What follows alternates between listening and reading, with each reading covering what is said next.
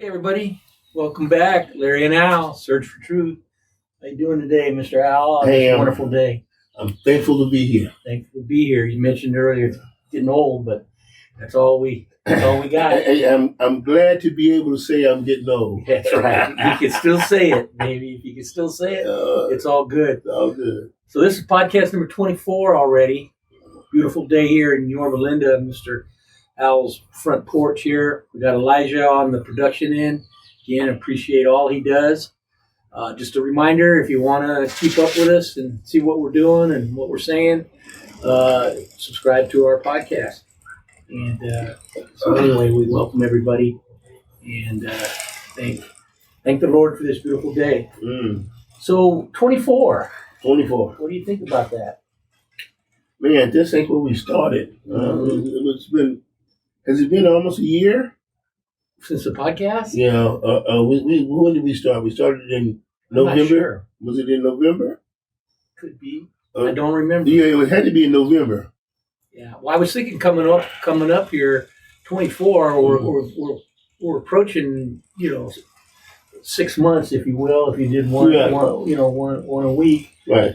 So we're definitely mounting them up. That's good. That's Well, good. I enjoy our little format, Mhm.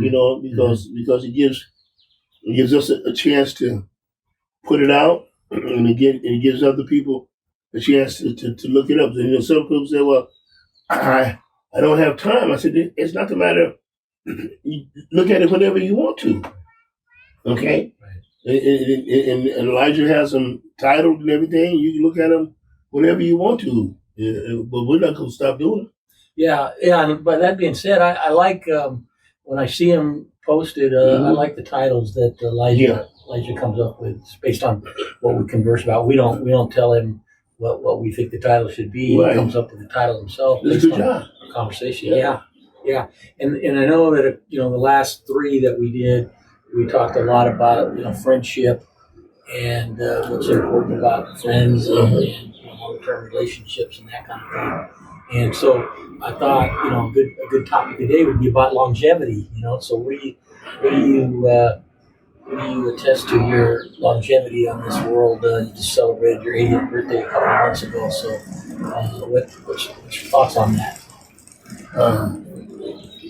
Faith in God. Yeah. That's number one, faith in God, and try to do the right thing. And as the Bible says, we're put on this earth to help one another.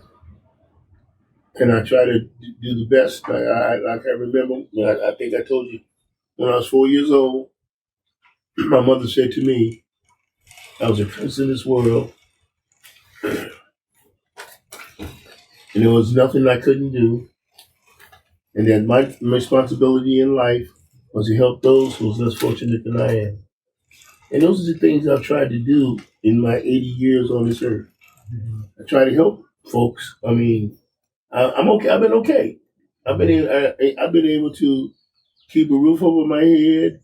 I've been able to do a whole lot of things in life, but I've also been able to help people along the way. Okay, good. Okay? Yeah. And I'm not talking about, like one thing my mother told me, she said, when people ask you for money, to lend you money, she said, don't lend money, give money. Yeah, I like that. Or give money, okay? Because I had a couple of cousins that needed something, and they said, can you lend me? I said, no, I'm going to give it to you. I'm going to give it to you. Because see, sometimes when you lend something to somebody, it's harder for them to get it back to you. Then you create friction and things like that. Well, there's more feel like they're indebted to you. Yes. And maybe that's not something you want. Yeah, but sometimes there's the people. Giver. Sometimes you just give it to them when they need it at that particular point and keep on moving. Right. Because that's it's a blessing. Yeah. It's interesting you mentioned your mom. And yesterday was Mother's Day, so your mom had some pearls of wisdom for you that you still remember today and still live by, right? After she's been gone since 1995. and she passed away then. But still, her imprint is in my mind. The things that she told me, said to me, I still remember, and I still follow those things, and they keep me out of trouble. Yeah. And like her favorite sayings was, "I pay the cost to be the boss." Okay, I mean, when you living in life, and I think about what we did when we was over at in the programs. If I was not able to be in charge and call the shots like I did, what do you think would have happened?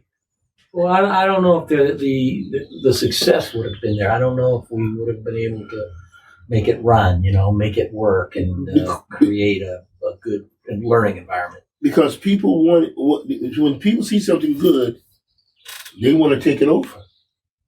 Right. And you think about all the times that we moved. Every time we moved, somebody came in and wanted to take it over, but they couldn't do it. They wanted us out of the way. They never asked us, "How did you do this? How did you do that?" They never asked us that, did they? It wasn't that courtesy. No. And so that's what my mother taught me. When you're in charge of something, you do it the right way, and you treat people respectful.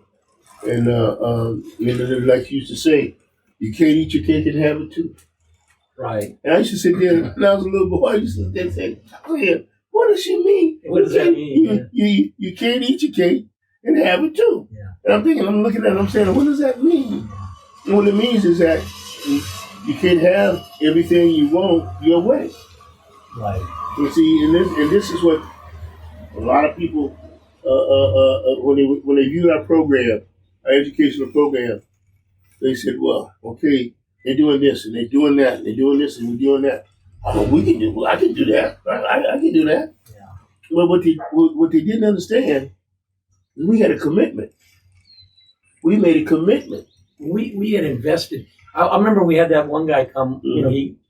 They were moving teachers around, Mm-hmm. downsizing or reshuffling, and we had that new guy come in, and he was there one day and was already trying to reinvent the wheel, and it was just not. I always was taken back a little bit because, like you say, wasn't really humble about it or respectful. Just kind of was going to do it his way and not really ask how he could fit into something. No, yeah. I don't know if it's an underestimation or just. I'm not sure why. Like you said, if it's something good, people want to take it. Is that human nature, or? Well, think about the climate of the day, and we were talking about, everybody's talking about how you doing there. That's good, and everybody's talking about we want to make America great again. Right. And like I was telling you earlier, okay, what you're talking about is they want to have with impunity to be able to tell, especially minorities, what to do. Right. Okay, and stay in your place. We're in charge. Okay, don't step out of line. Okay, that's what they want to get back to, and you can't. Once you let the genie out of the bottle, then you can't put it back in there. In this country, there's a reason why people come to this country for opportunity, diversity, and everything like that. A chance to because think about this. I was in Vietnam, and before we went to Vietnam, how many Vietnamese people did we have in this country? 0. Right. Okay, maybe 1 or 2. Okay, but then when they came in, and what's so funny about this is that all the people that come in from all these different places come in, and they can establish their own communities, do their own support themselves, and do all of those things. And okay, and black folks can't do what? Why? We don't get a break. We don't get a financial break. We don't get a social break. So the chances weren't given. We don't get a chance. They keep the foot on their neck because. I think that still goes on today. Oh hell yeah! You have some current. Well, because examples, 2020. okay. Just like the voting rights in The downside. Okay, like the Speaker of the House. What he wants to do, he wants to eliminate all black folks from voting. You think he wants to go that far? Oh, they want to go that far. Okay, and they can by gerrymandering and all those kind of laws they make and things like that. But why? Why do you want to keep us from coming up and being a force? That's a power struggle. Because we're powerful. I mean, think about you think about in the 20th century. Think about all the things that was invented, and 90% of the things that was invented by black folks. By black folks, okay. It was little or no credit. It was little or no credit. And some of the greatest things that you think about, open heart surgery, things, all kind of stuff, But it's about giving due credit. About giving due credit to the individual, and the narrative can't be. And the reason why they want to ban the books and stuff and all like that, because they don't want this generation, the younger generation of white kids, to understand that they don't have nothing. Okay, I mean, other than them being white and having a little bit of privilege, they haven't earned nothing. They have not earned anything in life. Okay, it's just like when I talk to my cousins, and we talk about my uncle and how he would get us up at 4 Saturday morning. We up at 4:30 in the morning, and we ready to go to work. Right. Okay, we had to earn our way. Mm-hmm. Okay, we had to earn our way, and that helped me later on in life to be able to go out and go to work and be able to do the things that other folks wouldn't do. You always talk about the role modeling, if you will, or just the fact that you, as a parent or a guardian or someone that's mentoring young, is teaching them a good work ethic, and you learn that work ethic, getting up and going to work. And I was reading a lot about longevity and about the sacrifices in life. You have to sacrifice things. Man. Nothing is free. Nothing comes without a price or without the work. People that you would ask me, you community proud for pro football. I mean, good decisions based on the right thing to do. And I say, what do you want to play pro football? That wasn't that good. Number one. Mm-hmm. And why should I go out there and chase a dream? And I had a wife and a kid. Okay, I needed to go to work. Right. Okay, and these are the kind of things that you think about, And even when we were getting divorced, and I could have done the thing of sell the house and everybody move, But I was thinking about my future. The best thing my father ever told me was move on. Basically, what he told me was to move on. And take care of your responsibility. I did child support and things like that, and I made sure that the kids, stayed in the house. Right. I mean, you think about this. You think about if I'd have been hard headed and egomaniacal and said, we split the house, we split everything, sell everything. You go over here and you go over there. Okay, what do you think about you? How do you think about your children would have turned out? Yeah, I mean, those are the things that you kind of wonder. It's a good question, what they saw, what they experienced as a, The only thing that had to happen was the only thing they had to change was the toilet paper, and I was gone. Mm-hmm. Didn't have to change nothing in their lives. Okay, and it was not a major sacrifice. I mean, I feel like this: it's easier for me to go down and get me a place than for them to go out and try to rearrange their lives. Why be cruel like that? Mm-hmm. But and everything it works out that way. Well, you were mentioning about the whole mantra about make America great again and wanting to go back to a different time in society, and it's like some people they just want the status quo. They don't want to see change. Or the change that they've seen, they want to go back to what they thought was a better time. I Well, guess. think about this. When the white man first landed in the New World, he's taken everything from everybody else. He's never earned anything.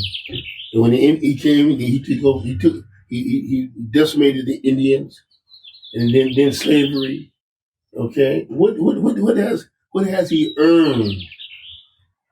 Well, you talk about semantics. The New World. They came to the New World, Mm-hmm. but this world was thousands of years old. It wasn't a new world. It was a new world to them. Yeah. But for the folks that were here, the indigenous peoples, they'd lived here for thousands of years, and it created great civilizations, great society. Everything. But now these white settlers, if you will, or the white people that came here from Europe, they said, "Oh, this is ripe for the taking," and that's what they did. You're savages. They created their own image. Yeah.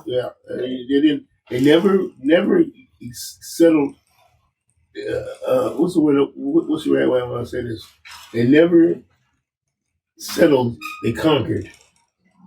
Good point. Again, we talk about semantics. Settle, conquer. They didn't settle. Settlement is a conquering of the old ways. They conquered, and but and people don't realize the United States is only 200 some years old. Right. One of the newer countries. And they haven't gone through. They haven't gone. Why can't they get around China? Why can't they get around North Korea?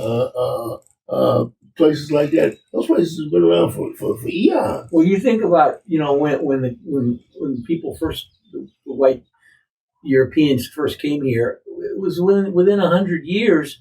There's a major civil war. I mean, the country was only barely a generation and a half old, and now they reached a point where they felt like we're not going to keep it the way it is. We're going to fight this terrible civil war. Who backs did they create this country on? Well, right. I mean that's another part of history. You hear about you don't hear about the California how they treated the Chinese. Right. Okay, I mean they've abused a variety of ethnicities. Okay, but the ethnicities that have a longer history of surviving have survived. The Chinese, all the Asians, the Indians, all the Asians, they survived. They damn near eradicated the indigenous people that lived here, took away the history and everything like that. Right.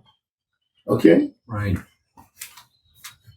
Well, you were talking about growing up and then having your own family and then you made a point about when we talked about longevity about making a contributions. So I had this quote. It's an anonymous quote, but it says, "If you want to live a long life, focus on making contributions. It is better to have a meaningful life and make a difference than to merely have a long life."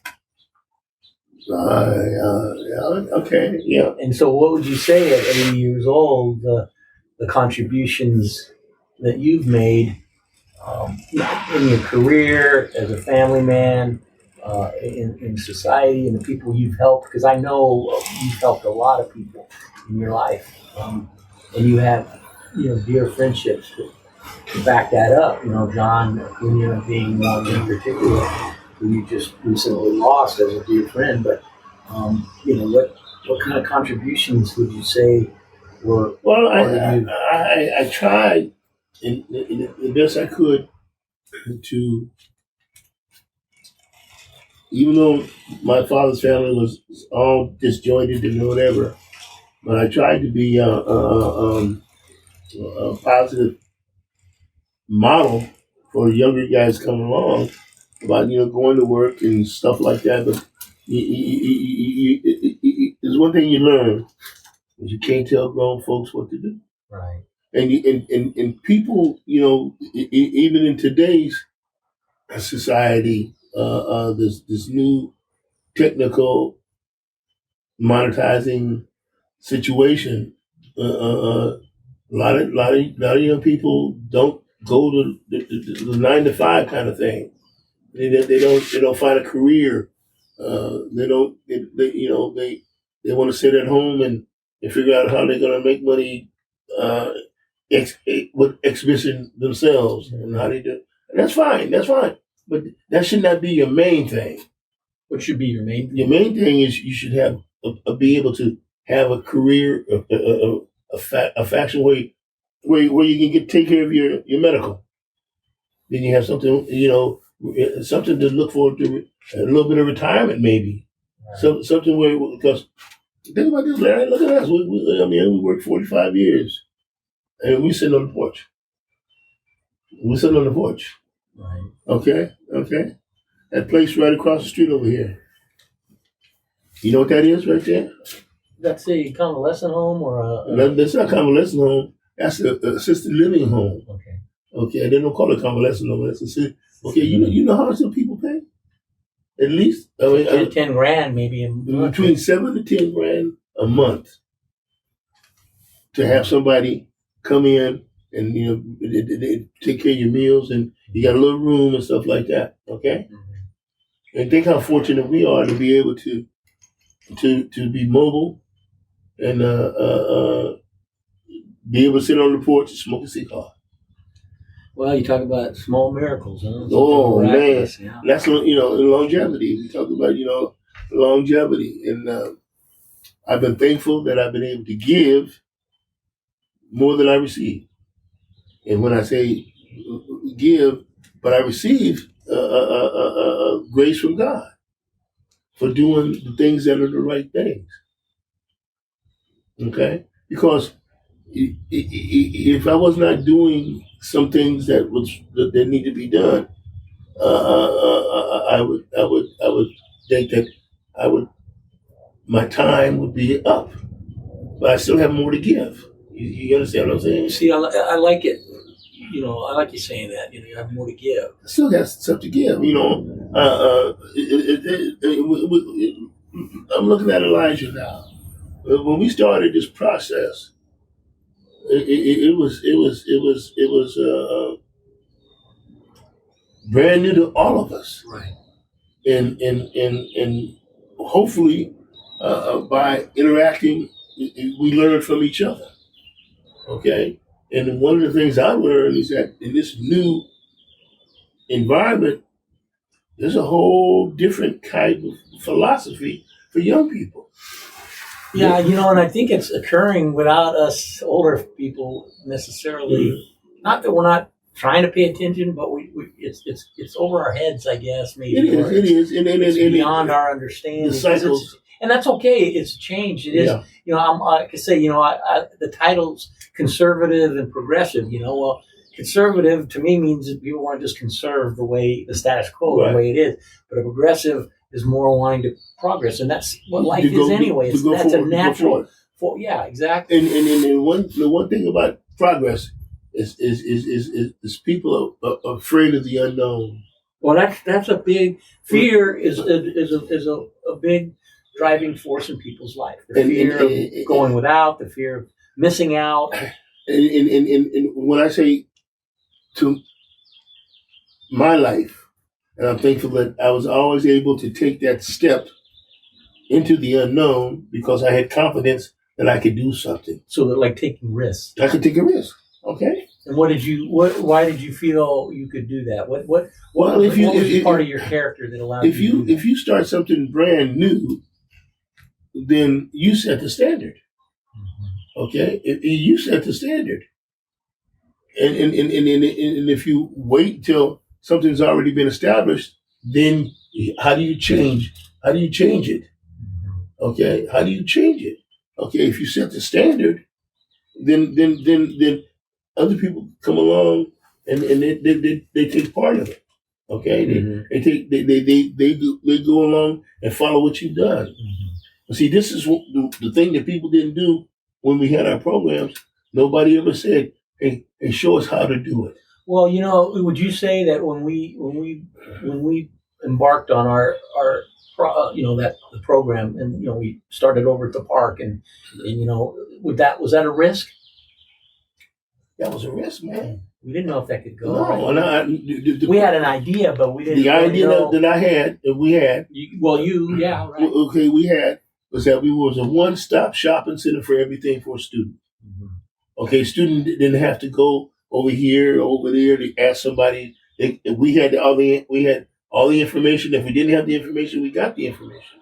And so what we did was we allowed the student to know who we were and to trust what we were doing, and being able to progress. They didn't have to have a 4 or 5 different people to behave. And one guy doesn't like me today because I got this or I look like that or whatever. We accepted everybody, and the only thing we asked for them was to put forth their best effort. Okay, and attend school.